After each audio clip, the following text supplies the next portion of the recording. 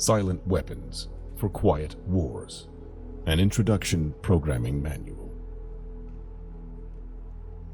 General Energy Concepts. In the study of energy systems, there always appears three elementary concepts. These are potential energy, kinetic energy, and energy dissipation. And corresponding to these concepts, there are three idealized, essentially pure, physical counterparts called passive components. 1. In the science of physical mechanics, the phenomena of potential energy is associated with a physical property called elasticity or stiffness, and can be represented by a stretched spring. In electronic science, potential energy is stored in a capacitor instead of a spring. This property is called capacitance instead of elasticity or stiffness. 2. In the science of physical mechanics, the phenomena of kinetic energy is associated with a physical property called inertia or mass, and can be represented by a mass or a flywheel in motion. In electronic science, kinetic energy is stored in an inductor in a magnetic field instead of a mass. This property is called inductance instead of inertia. In the science of physical mechanics, the phenomena of energy dissipation is associated with a physical property called friction or resistance, and can be represented by a dashpot or other device which converts energy into heat.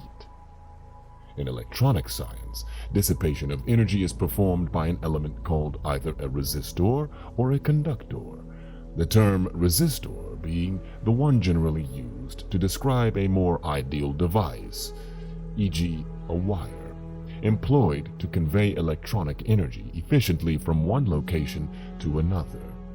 The property of a resistance or conductor is measured as either resistance or conductance reciprocals. In economics, these three energy concepts are associated with 1. Economic capacitance, capital or money, stocks, inventory, investments in buildings and durables, etc. 2. Economic conductance, that is goods or production flow coefficients. And 3. Economic inductance, that is services, the influence of the population of industry on output. All of the mathematical theory developed in the study of one energy system, e.g. mechanics, electronics, etc., can be immediately applied in the study of another energy system, for example, economics. Mr. Rothschild's energy discovery. What Mr. Rothschild had discovered was the basic principle of power, influence, and control over people as applied to economics. That principle is, when you assume the appearance of power, people soon give it to you. Mr. Rothschild had discovered that currency or deposit loan accounts had the required appearance of power that could be used to induce people, inductance, with people corresponding to a magnetic field, into surrendering their real wealth in exchange for a promise of greater wealth, instead of real compensation.